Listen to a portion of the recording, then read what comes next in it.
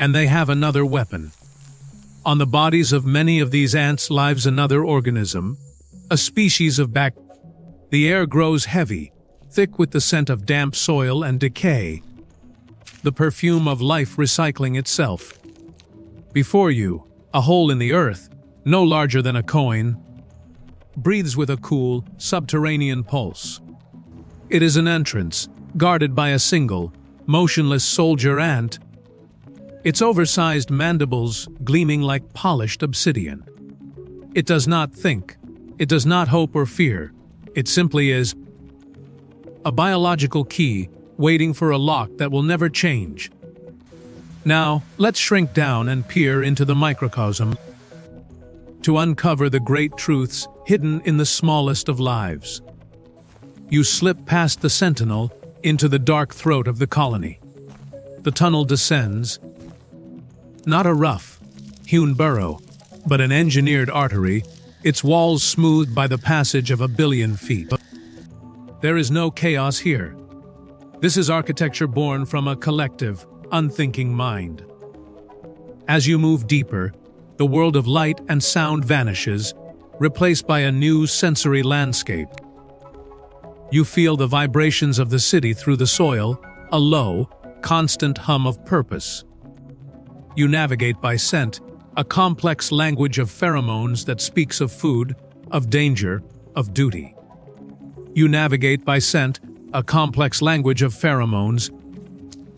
This is not the cacophony of a human metropolis. It is the silent, terrifying efficiency of a single organism wearing the mask of 1 million bodies. The air changes again, becoming warmer, laced with a strange, sweet, and living aroma. It is the breath of the colony's god, the reason for this entire silent civilization. You have arrived at the outer chambers of a city 50 million years in the making, built upon an agricultural pact that predates all of human history. Here, in the crushing dark, you see the first citizens. They flow in endless lines, their movements not of individuals, but of a single, viscous fluid of life. Each body a mere molecule in the stream. They have no names, no stories, no ambition. They are the city. You turn from the deep chambers and follow one of the living currents flowing the other way, an upward, moving column of workers returning to the world above. An upward, moving column of workers returning to the world above. The journey is a masterclass in biological totalitarianism. There is no individual choice of path, no hesitation. No hesitation. The pheromone trail is the only truth, a chemical scripture laid down by scout ants. And its command is absolute.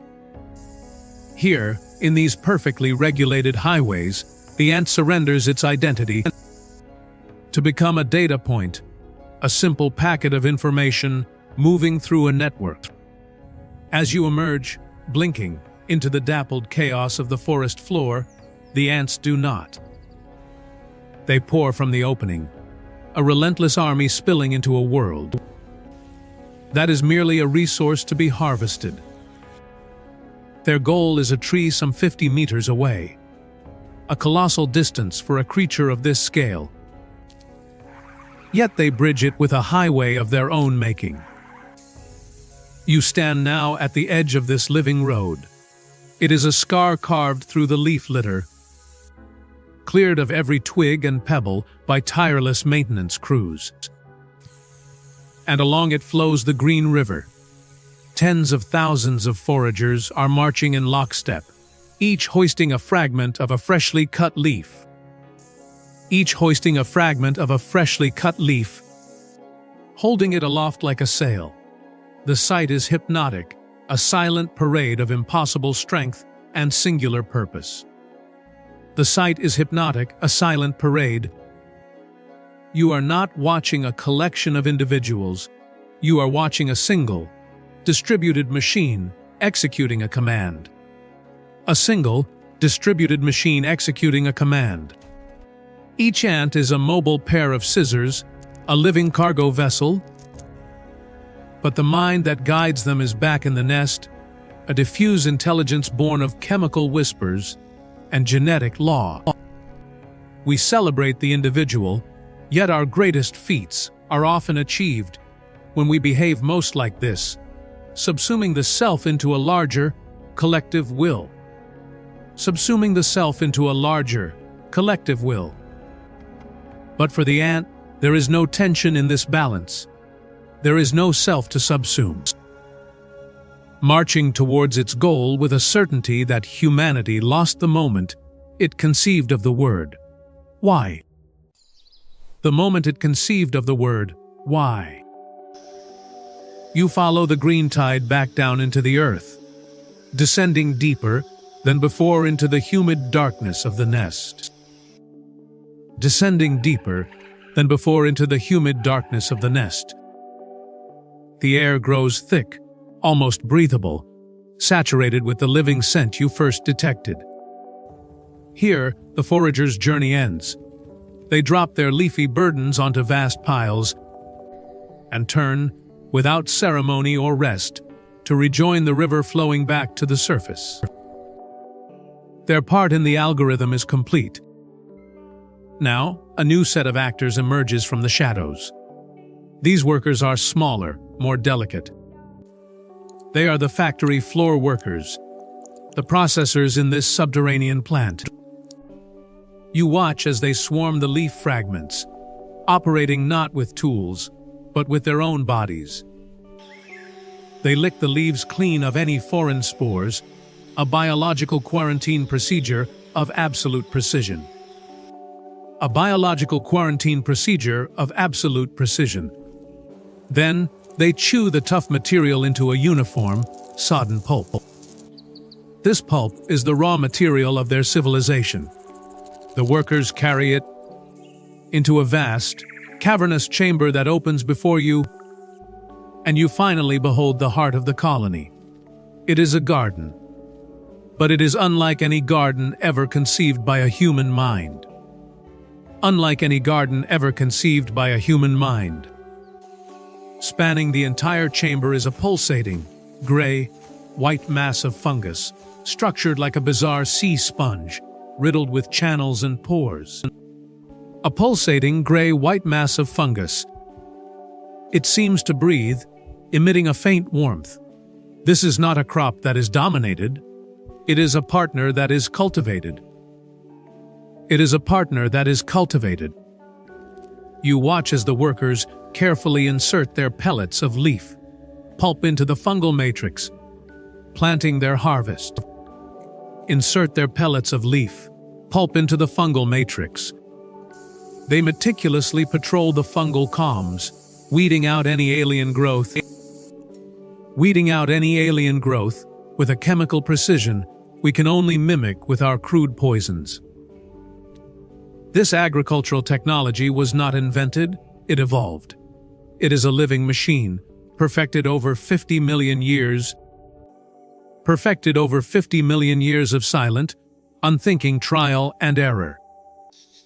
As you watch them, you see the purpose of it all: tiny, nutrient-rich swellings on the fungus, called Gangylidia. Tiny, nutrient-rich swellings on the fungus, called Gangylidia. This is the true crop, the ambrosia that feeds the millions. The harvested ambrosia is not shared equally. It is distributed by an invisible logic, a chemical ledger that allocates resources within human precision. Distributed by an invisible logic, a chemical ledger. You watch as the food is carried away from the gardens, and in its distribution, the rigid architecture of this society is laid bare. The rigid architecture of this society is laid bare. You see the smallest workers, the minima, so tiny they could stand on the head of a pin. They will never see the sun. Their entire existence is confined to these dark chambers, where they act as specialized gardeners, tending to the delicate fungal hyphae with a surgeon's care. Tending to the delicate fungal hyphae with a surgeon's care. Their bodies are built for this prison of purpose and nothing else. They are not individuals who have chosen a craft, they are craft embodied. Deeper in the nest, you encounter their polar opposites, the soldiers. Hulking top, heavy beasts with massive, muscle-packed heads, and mandibles that can slice through flesh and bone. They do not farm. They do not build.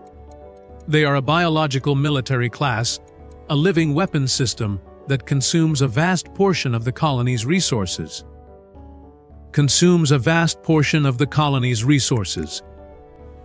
Their function is singular violence. To stand guard, to repel invaders, to sacrifice themselves in defense of the system that created them. To repel invaders, and at the very heart of this sprawling city, in a humid, heavily guarded chamber, you find the source of it all, the Queen. You find the source of it all, the Queen. She is not a ruler, she is a reproductive organ, a vast, pulsating abdomen attached to a head. Immobile and utterly dependent, she is the ultimate prisoner of her own biological function, tirelessly producing the eggs that will become the next generation of gardeners, foragers, and soldiers. The next generation of gardeners, foragers, and soldiers. Each new life is another iteration of the same blueprint, another soul poured into a predetermined mold. Another soul poured into a predetermined mold.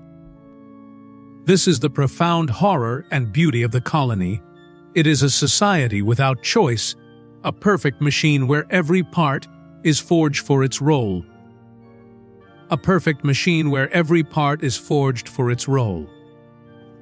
We look on and call it a tyranny of instinct, yet we spend our lives searching for the very thing each of these creatures is born with: a clear and unwavering sense of purpose.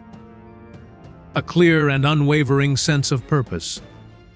This clockwork perfection, this city of unbreakable biological law, feels eternal, infallible. But as you drift away from the Queen's chamber and back towards the gardens, you sense a subtle shift in the colony's hum. There is a pocket of frantic, urgent energy. There is a pocket of frantic, urgent energy. You follow it to a secluded corner of the vast fungal network and discover the system's secret terror. Discover the system's secret terror. Here, the clean, white-gray lattice of the garden is corrupted by a sickly, web-like mold, an alien presence that crawls over the ant's life source, consuming it. An alien presence that crawls over the ant's life source, consuming it. This is Escovopsis, a parasitic fungus, the invisible demon that haunts this subterranean Eden. It is the ghost at the feast, the one enemy that the soldiers' mighty jaws cannot crush. Here, you witness the profound fragility of perfection. The colony's entire existence is built on a monoculture. It is the height of efficiency, but also the height of vulnerability. The height of vulnerability.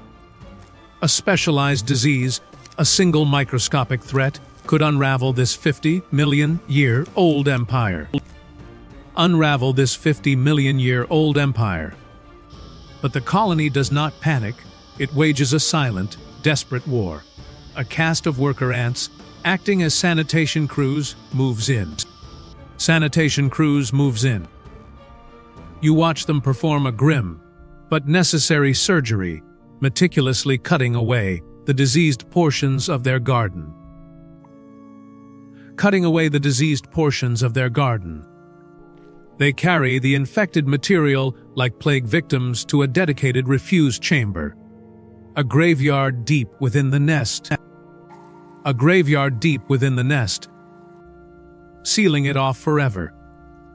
They are sacrificing a part of their own body to stop the cancer from spreading. Sealing it off forever. Bacteria that produces a targeted antibiotic. a species of bacteria that produces a targeted antibiotic. They are walking pharmacies. They groom the healthy fungus, carefully spreading this protective shield.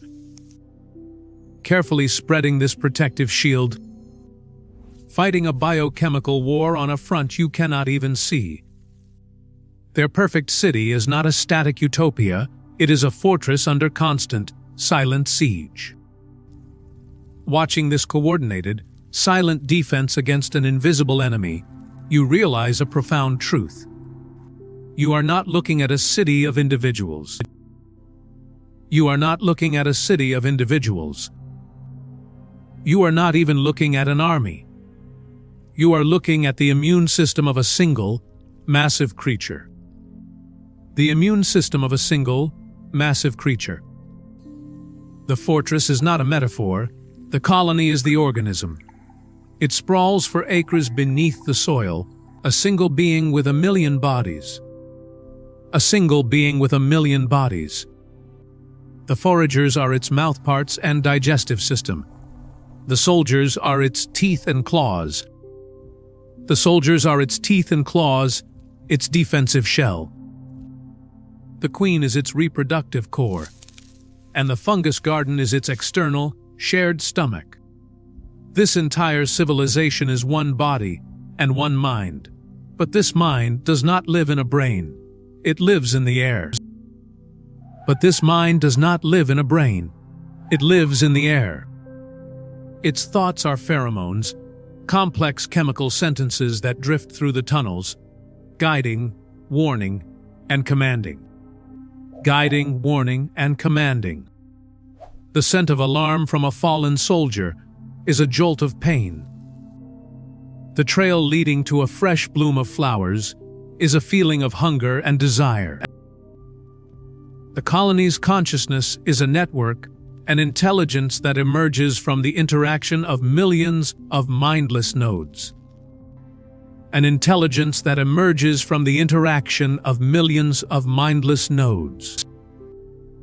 The very structure of the nest is a form of memory, its tunnels and chambers an externalized brain shaped by generations of instinct. Its tunnels and chambers an externalized brain. This is the ghost in the biological machine, a coherent, problem-solving intelligence with no center, no self, no awareness. Intelligence with no center, no self, no awareness.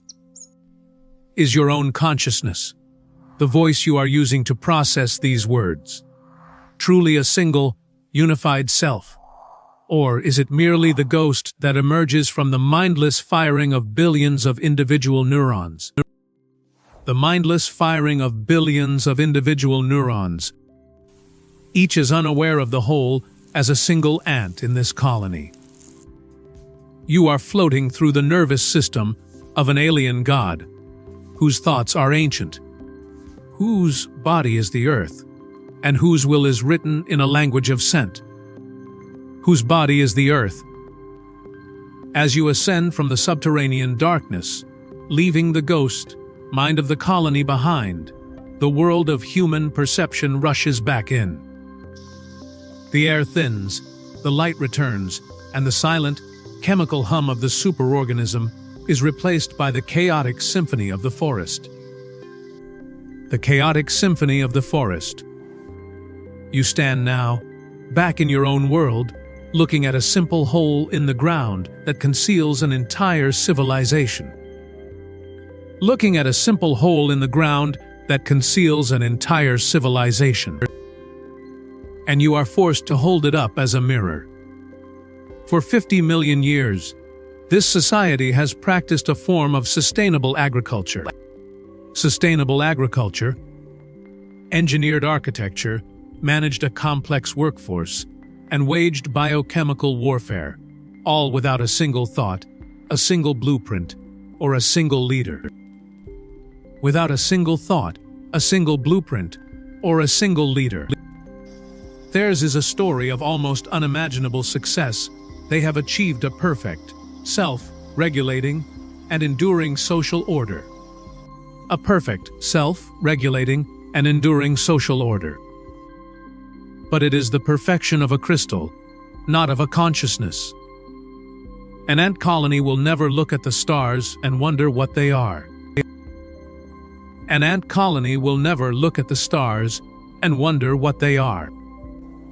It will never compose a symphony, question its own purpose, or sacrifice itself for an idea.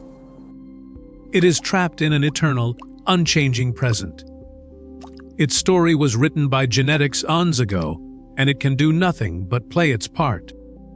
Its story was written by genetics eons ago. We, on the other hand, are the agents of chaos. Our societies are inefficient. Our history is a catalogue of bloody mistakes. Our societies are inefficient. Our history is a catalogue of bloody mistakes. We foul our nests and wage wars for reasons far less logical than resource scarcity. Yet, from that very chaos comes every single thing we value: art, philosophy, science, love. The ants show us that the price of perfect order may be progress itself. They are a finished chapter in the book of life. They are a finished chapter in the book of life. We are a messy, unwritten, and terrifyingly unpredictable sentence. The journey into the microcosm is now complete. The silent, purposeful world of the ants begins to feel like a distant, unsettling dream. The silent, purposeful world of the ants begins to feel like a distant, unsettling dream. Their civilization offers a chilling vision of purpose without question, of function without freedom. Their path is not merely guided, but physically encoded into their being, an absolute certainty we can never know. An absolute certainty we can never know. Is the terrifying burden of our freedom worth paying for the chance to write a single new line in the story of the universe? To write a single new line in the story of the universe.